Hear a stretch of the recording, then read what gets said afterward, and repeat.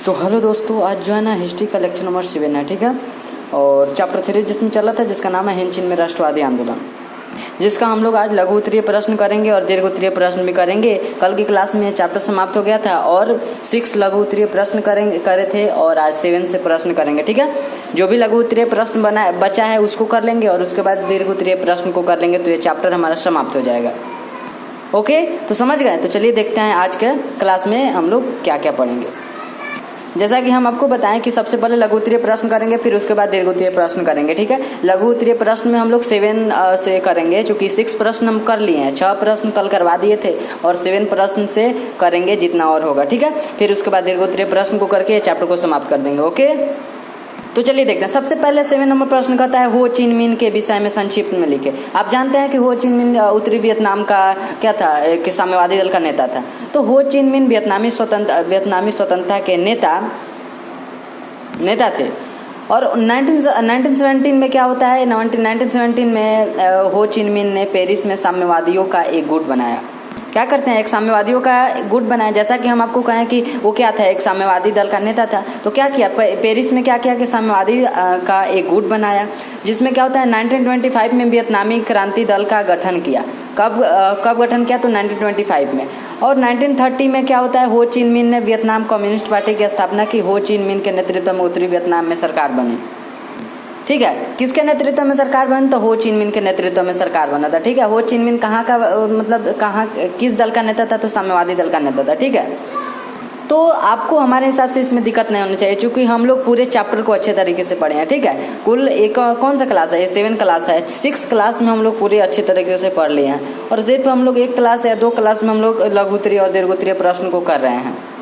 तो दिक्कत नहीं होना चाहिए, क्योंकि जो पूरा चैप्टर पढ़ लिया उससे कोई भी प्रश्न नहीं छूटना चाहिए, इसलिए आपसे भी नहीं छूटना चाहिए। यदि आपसे छूट रहा है, नहीं बन रहा है, तो आप पूरा वीडियो देखिए, ठीक है। जो भी चैप्टर पढ़ाई हुआ है उन सभी चैप्टर को पढ़िए, ठीक। तो चलिए देखते हैं 8 नंबर प्रश्न को। 8 नंबर प्रश्न कहता है हो चिन मिन मार्ग क्या है। जैसा कि हम बताए थे कि एक हो चिन मिन एक व्यक्ति भी था और एक था हो चिन मिन मार्ग, मतलब एक रास्ता भी था। तो ये क्या है, या फिर अगर क्वेश्चन आएगा कि हो चिन मिन की क्या उपयोगिता थी। दोनों प्रश्न का एक ही जवाब होगा, ठीक है।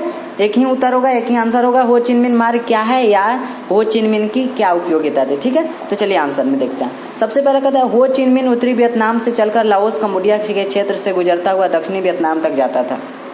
हो चिन मिन जो मार्ग था वो उत्तरी वियतनाम से शुरू होता था, चलकर मतलब शुरू होता था, और लाओस कंबोडिया के क्षेत्र से गुजरता हुआ, उसमें है मतलब जाते हुए लाओस कंबोडिया से, और उसके बाद कहाँ जाता था, दक्षिणी वियतनाम तक जाता था, ठीक है। और उसके बाद क्या होता था, इस मार्ग से वियतनामी सैनिकों को रसद पहुंचाया जाता था। इस मार्ग से क्या होता था, वियतनाम के जो सैनिक थे उनको रसद मतलब खाना पहुंचाया जाता था। और अमेरिका इसे क्षतिग्रस्त करने का कई बार प्रयास किया, लेकिन वो असफल हो गया, ठीक है। जितना बार वो प्रयास किया मतलब क्षतिग्रस्त मतलब सड़क जो था उसको क्षतिग्रस्त कर देता था, लेकिन वहाँ के जो लोग थे, वहाँ के महिला, वहाँ के पुरुष सभी मिलकर क्या करते थे, जोड़ देते थे उस रास्ता को, ठीक है। इसीलिए अमेरिका इसमें असफल रहा, ठीक। तो ये रहा हो चिन मिन मार्ग क्या है या फिर इसकी क्या उपयोगिता थी, ठीक है। तो उम्मीद है कि आप लिख दीजिएगा यदि प्रश्न नहीं पूछा जाएगा तो, ठीक है। चलिए देखते हैं 9 नंबर प्रश्न। तो 9 नंबर प्रश्न कहता है अमेरिका हिंद चीन में कैसे घुसा, चर्चा करें। तो देखते हैं, उत्तर में लिखा है अमेरिका शुरुआत में फ्रांस को सहयोग कर रहा था। अमेरिका किसको सहयोग कर रहा था, तो शुरुआत में फ्रांस को सहयोग कर रहा था। और शुरुआत में हिंद चीन पर किसका अधिकार था, तो फ्रांस का ही अधिकार था। तो शुरू में फ्रांस को यह सहयोग कर रहा था, लेकिन हिंद चीन में साम्यवादियों के बढ़ते प्रभाव को रोकने के लिए, हिंद चीन में क्या होता था, साम्यवादी का प्रभाव बढ़ता जा रहा था, उसको रोकने के लिए अमेरिका हिंद चीन में हस्तक्षेप किया। क्या करता है अमेरिका इसलिए हस्तक्षेप करता है क्योंकि साम्यवादी के बढ़ते प्रभाव को रोकने के लिए, ठीक है। हिंद चीन में साम्यवादियों का प्रभाव अधिक बढ़ रहा था, जिसको रोकने के लिए वो हस्तक्षेप करता है, ठीक है। उसके बाद कहता है नरोत्तम सिंह हनुक अमेरिका से राजनीतिक संबंध तोड़कर चीन और रूस से मदद ले रहे थे, ठीक है। वहाँ के जो शासक थे वो कौन थे, नरोत्तम सिंह हनुक। उन्होंने अमेरिका से राजनीतिक संबंध तोड़ दिया, जैसा कि ये कल ही के क्लास में हम चर्चा किए थे, ठीक है। तोड़ लिया और फिर चीन और रूस से मदद ले रहे थे, ठीक है। उसके बाद अमेरिका नहीं चाहता था कि हिंद चीन में साम्यवादी प्रभाव बढ़े और इसलिए हिंद चीन में घुसा। अमेरिका क्यों घुसा हिंद चीन में, इसलिए घुसा क्योंकि साम्यवादी का प्रभाव बढ़ रहा था, इसे रोकने के लिए अमेरिका हिंद चीन में घुसा, ठीक है। तो जैसा क्वेश्चन था वैसा आंसर हो गया, ठीक है। तो उम्मीद है कि लिख दीजिएगा, ठीक। चलिए देखते हैं अगले प्रश्न को। जैसा कि हम कल आपको बताए थे कि आपके बुक में 4 नंबर प्रश्न में जेनेवा समझौता का क्वेश्चन पूछा गया था कि कब और किनके बीच हुआ था, ठीक है। लेकिन कल एक गलती से छूट गया था, नंबरिंग में गलत हो गया था, ठीक है। तो आज इस प्रश्न को हम लोग कर ले रहे हैं। तो उत्तर में कहता है कि जेनेवा समझौता 1954 में फ्रांस एवं वियतनाम के बीच हुआ, ठीक है। जेनेवा समझौता किसके बीच हुआ? तो जेनेवा समझौता फ्रांस एवं वियतनाम के बीच हुआ, और कब हुआ? तो 1954 में हुआ था, ठीक है। तो चलिए देखते हैं अब यहाँ से दीर्घ उत्तरीय प्रश्न को। यहाँ पर हमारा लघु उत्तरीय प्रश्न समाप्त हो जाता है, ठीक है। यहाँ से हम लोग दीर्घ उत्तरीय प्रश्न को देखेंगे, लॉन्ग क्वेश्चन आंसर को चलिए देखते हैं। अब कुल 5 प्रश्न है, जिसमें से हम लोग चलिए प्रथम प्रश्न कहता है कि हिंद चीन उपनिवेश स्थापना का क्या उद्देश्य था। हिंद चीन जो था उसमें उपनिवेश स्थापना का क्या उद्देश्य था? फ्रांस जो उपनिवेश, उसका फ्रांस का उपनिवेश कौन था? हिंद चीन। तो उसका उद्देश्य क्या था? क्यों उस पर उपनिवेश किया था? क्यों उस पर प्रभाव किया था? अधिकार क्यों स्थापित किया था हिंद चीन पर? तो उसी के बारे में कह रहा है कि उद्देश्य क्या था, उसको लिखें। तो निम्नलिखित है, ठीक है। सबसे पहला है फ्रांस द्वारा हिंद चीन को अपना उपनिवेश बनाने का प्रारंभिक उद्देश्य क्या था? डच एवं ब्रिटिश कंपनियों के व्यापारिक प्रतिस्पर्धा का सामना करना था। हम आपको बताए थे कि फ्रांस कैसे हिंद चीन में आया, इसलिए आया क्योंकि इस डच और ब्रिटिश को देख कर आया था, ठीक है। कि डच और ब्रिटिश जो था वो हिंद चीन में व्यापार करने के उद्देश्य से गया, और साथ साथ फ्रांस भी देखा देखी गया था, ठीक है।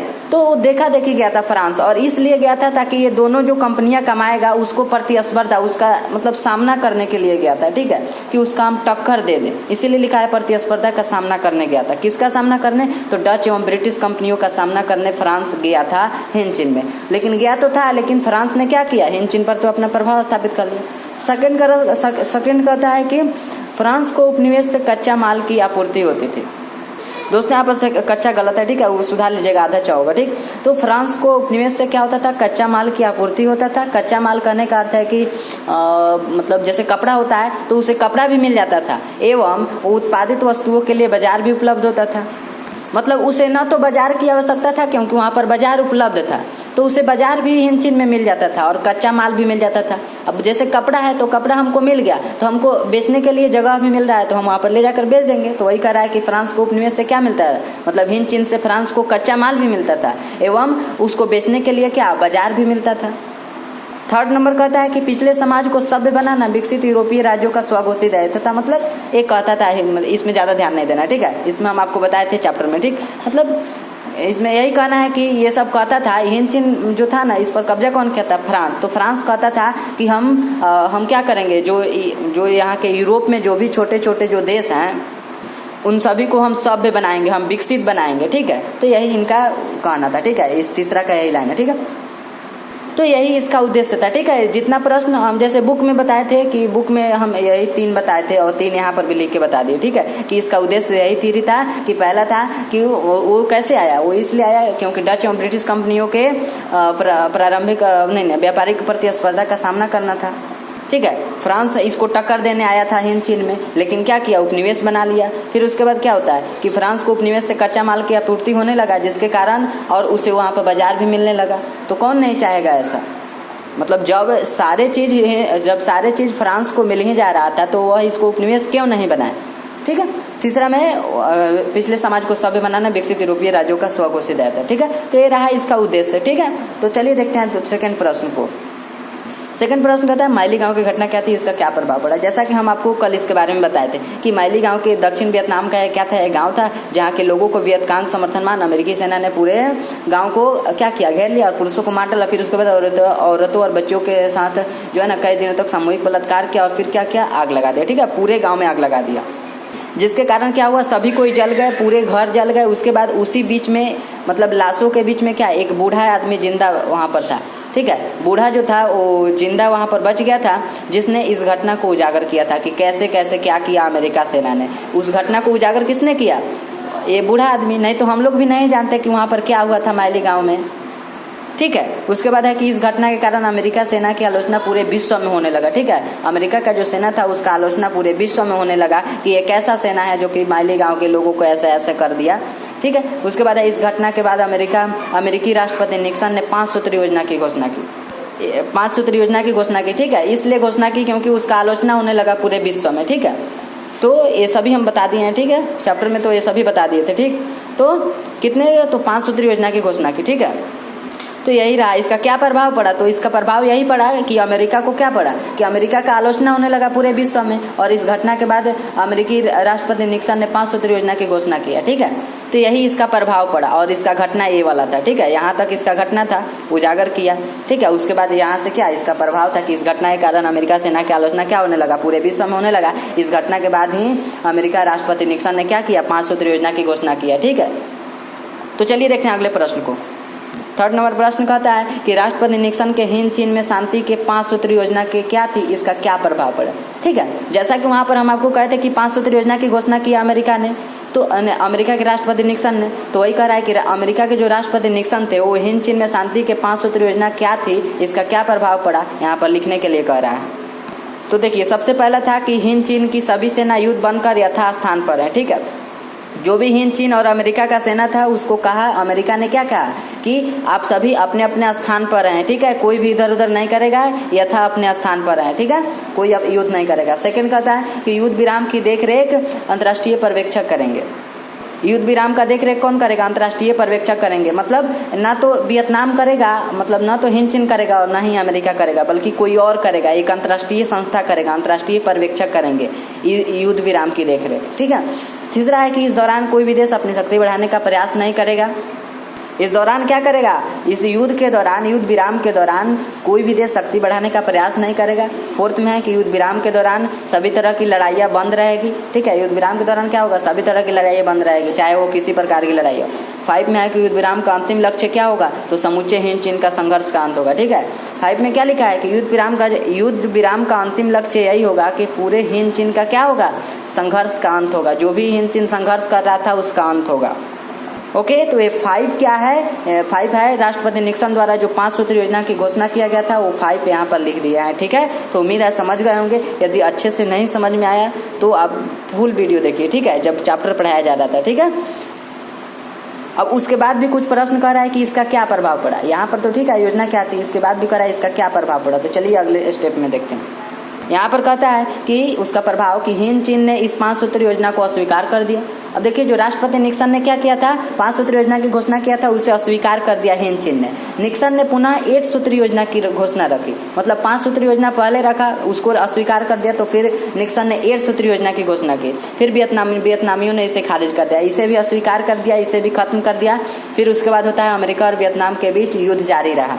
क्या होता है, अमेरिका और वियतनाम के बीच फिर युद्ध जारी रहा। जब ये फिर नहीं माना 8 सूत्री योजना को, फिर अब हिंद चीन ने या फिर वियतनाम ने, तो उसका युद्ध फिर से जारी रहा। तो उसके बाद क्या होता है कि फरवरी 1973 को पेरिस में वियतनाम युद्ध के समझौते पर हस्ताक्षर हो गया। ठीक है, 1973 में क्या होता है, अमेरिका मान जाता है और हस्ताक्षर कर देता है। ठीक है, समझौते पर हस्ताक्षर हो गया। इस तरह उत्तरी वियतनाम एवं दक्षिणी वियतनाम का एकीकरण 1975 में हो गया। ठीक है, कब हो गया, तो 1975 में हो गया। ठीक है, अगर दीर्घ उत्तरीय प्रश्न में अगर ऐसा क्वेश्चन आएगा तो आप उम्मीद है कि लिख दीजिएगा। ठीक है, ज्यादा इसमें कुछ नहीं है। आप देखिए 5 सूत्री योजना वो कह रहा था, तो 5 सूत्री योजना वहाँ पर लिख दिए हैं। ठीक है, और इसमें से थोड़ा सा लिख दीजिएगा, चूंकि प्रभाव के बारे में अगर कहेगा तो थोड़ा सा लिख दीजिएगा। ठीक है, क्या दिक्कत है।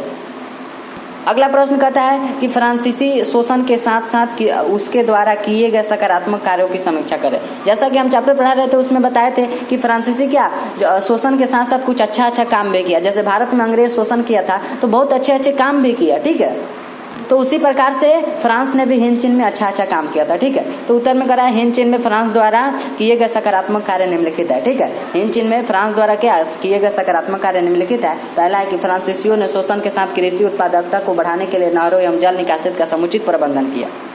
फ्रांसीसियों ने क्या किया, फ्रांस के जो भी लोग थे उन्होंने क्या किया कि शोषण तो कर रहे थे, लेकिन कृषि उत्पादकता यानी कि जो खेती को बढ़ाने के लिए, कृषि उत्पादकता को बढ़ाने के लिए नहरों एवं जल निकासी का समुचित प्रबंधन किए, सबका व्यवस्था किए, और दलदल भूमि जो था और जंगल आदि में कृषि क्षेत्र को बढ़ाया। कहाँ बढ़ाया, तो दलदल भूमि, जंगलों आदि में कृषि क्षेत्र को बढ़ाया, जिसके कारण वियतनाम विश्व का तीसरा सबसे बड़ा चावल निर्यातक देश बन गया। ठीक है, तो अगर क्वेश्चन आएगा कि फ्रांसीसियों अगर क्वेश्चन आएगा कि फ्रांसीसियों शोषण के साथ उसके द्वारा किए गए सकारात्मक कार्य निम्नलिखित है। ठीक है, अगर नहीं सॉरी फिर से सुनिए, अगर क्वेश्चन आएगा कि फ्रांसीसी शोषण के साथ, अगर शोषण के साथ उसके द्वारा किए गए सकारात्मक कार्यों की समीक्षा करें, मतलब वर्णन करें, तो आप ये वाला लिख दीजिएगा, पहला वाला, कि फ्रांसीसियों ने क्या किया, शोषण के साथ कृषि उत्पादकता को बढ़ाने के लिए सब चीज का व्यवस्था किया, जल एवं नहरों का। उसके बाद क्या किया, दलदल भूमि भी कृषि में बढ़ाया, जंगलों को भी बढ़ाया, जिसके कारण क्या हुआ, विश्व का सबसे बड़ा चावल निर्यातक देश, तीसरा चावल निर्यातक देश वियतनाम बन गया। ओके, यहाँ पर देखिए दूसरा अच्छा काम था फ्रांसीसियों द्वारा कि फ्रांसीसियों ने उत्तर से दक्षिण हिंद चीन तक विशाल रेल नेटवर्क एवं सड़क का जाल बिछवाया। ठीक है, सड़क का क्या किया, जाल बिछवाया। तो फ्रांसीसियों ने क्या किया, उत्तर से दक्षिण, ठीक है, उत्तर से दक्षिण मतलब हिंद चीन में उत्तर से दक्षिण में क्या किया, जो विशाल रेल नेटवर्क मतलब रेल को ले जाने के लिए क्या किया, पूरा मतलब सड़क का जाल बिछवाया था। ठीक है, 3 में है कि फ्रांसीसियों ने हिंद चीन के लोगों को फ्रांसीसी भाषा में शिक्षा देने लगे। ठीक है, तो ये 3 काम उस करे थे। ठीक है, 3 काम में पहला काम क्या था, तो कृषि उत्पादकता को बढ़ाया था। सेकंड था कि उत्तर से दक्षिण हिंद चीन तक विशाल रेल नेटवर्क बिछवाया। उसके बाद 3 में है कि फ्रांसीसियों ने हिंद चीन के लोगों को फ्रांसीसी भाषा में शिक्षा देने लगे। ठीक है, तो ये रहा 4th नंबर प्रश्न। ठीक है, तो चलिए देख लें अगले प्रश्न को। अगला प्रश्न कहता है 5 नंबर की हिंद चीन वियतनाम, हिंद चीन या फिर वियतनाम। ठीक है, चूंकि हिंद चीन का क्षेत्र वियतनाम है, तो हिंद चीन या फिर वियतनाम में राष्ट्रवाद के विकास का वर्णन करें। ठीक है,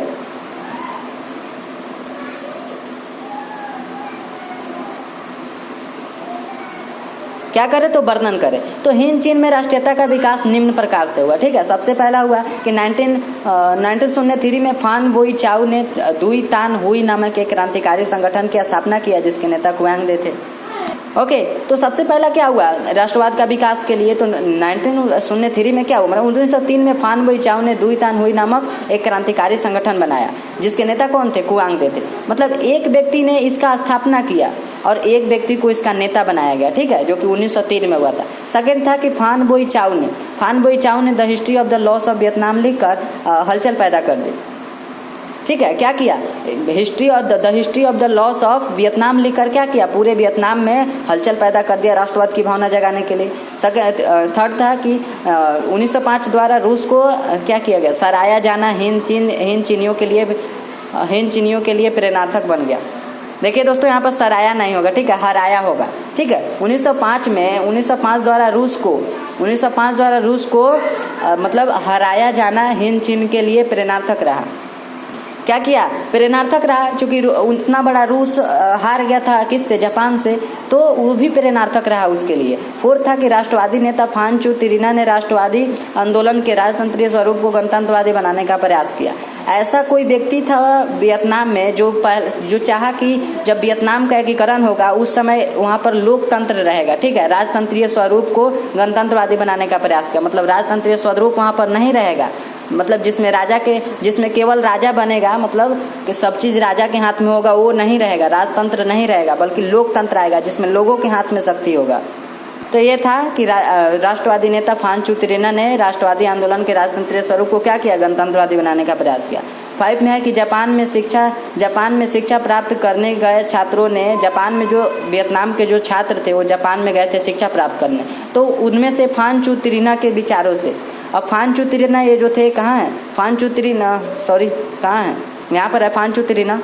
तो इनके विचारों से प्रभावित होकर वियतनाम कुआंग फुक हुई नामक क्या किया, हुई नामक संगठन की स्थापना किया था। ठीक है, मतलब इनके विचारों से, ये जो है ना फान चू तिरिना, चूंकि एक ऐसे व्यक्ति थे जो राजतंत्रीय स्वरूप को एक बैग हटाने को कह दिए और कहे कि गणतंत्रवादी आएगा। ठीक है, तो इनके विचारों से प्रभावित होकर जो वियतनाम के छात्र थे उन्होंने क्या किया, कुआंग फुक हुई नामक संगठन की स्थापना किया था। ठीक है, अगला स्टेप कहता है कि प्रथम विश्व युद्ध के दौरान हुई ज्यादतियों के कारण 1914 में क्या किया, देशभक्तों ने एक वियतनामी राष्ट्रवादी दल नामक संगठन बनाया। ठीक है, क्या करता है, प्रथम विश्व युद्ध के बाद क्या होता है, ज्यादतियों के कारण 1914 में क्या होता है कि देशभक्तों जो भी थे उन वियतनामियों राष्ट्रवादी दल नामक संगठन बनाए। क्या किया, वियतनामी राष्ट्रवादी दल नामक संगठन बनाया। ठीक है, उसके बाद 7 में है कि 1917 में हो चिन मिन नामक एक वियतनामी छात्र ने पेरिस में साम्यवादी का गुट बनाया। क्या किया, पेरिस में साम्यवादी का क्या किया, गुट बनाया। वियतनामी छात्र ने पेरिस में ही साम्यवादी का गुट बनाया। उसके बाद है कि 1925 में हो चिन मिन ने साम्यवाद से प्रेरित होकर वियतनामी क्रांतिकारी दल बनाया। ठीक है, 1925 में क्या हुआ, हो चिन मिन ने साम्यवाद से प्रेरित होकर, ठीक है, साम्यवाद से प्रेरित होकर वियतनामी क्रांतिकारी दल बनाया। उसके बाद है कि 1930 में वियतनाम के बिखरे राष्ट्रवादी गुटों को एकजुट कर वियतनाम कांग शान डेंग की स्थापना किया गया। ठीक है, फिर 10 में है कि 1930 के दशक की विश्वव्यापी मंदी ने भी राष्ट्रवाद के विकास में योगदान दिया, क्योंकि हिंद चीन में बेरोजगारी बढ़ती जा रही थी। इस स्थिति से परेशान किसान भी साम्यवाद को अपना रहे थे और राष्ट्रवादी आंदोलन और पकड़ता जा रहा था। राष्ट्रवादी आंदोलन क्या कर रहा था, पकड़ता जा रहा था। दोस्तों यहाँ तक तो हम आपको बता दिए, बाकी यदि आपको इसमें कोई डाउट है तो आप ज़रूर कमेंट कीजिए। ठीक है, और डाउट है तो ज़रूर कमेंट कीजिए। ठीक, और उसके बाद है कि आप इसमें से इतना मत लिखिएगा। ठीक है, यदि प्रश्न आएगा तो आप 5 से 6 लिखिएगा। ठीक है, यहाँ पर हम 10 लिखवा दिए। ठीक है, 5 से 6 लिखिएगा, ज़्यादा नहीं। ठीक है, ज़्यादा याद करने से कुछ होने वाला नहीं है। ठीक है, अच्छा से सब देख लीजिएगा। ठीक, तो फिर चलिए मिलते हैं कल की क्लास में। यहाँ तक जुड़ने के लिए बहुत बहुत धन्यवाद। यदि आप इसका PDF लेना चाहते हैं इन सभी का, तो आप व्हाट्सएप ग्रुप में जरूर जुड़ जाइए। व्हाट्सएप डिस्क्रिप्शन बॉक्स में लिंक दिया गया है। ठीक है, तो चलिए मिलते हैं कल की क्लास में। तब तक के लिए bye bye, take care, see you. ठीक है।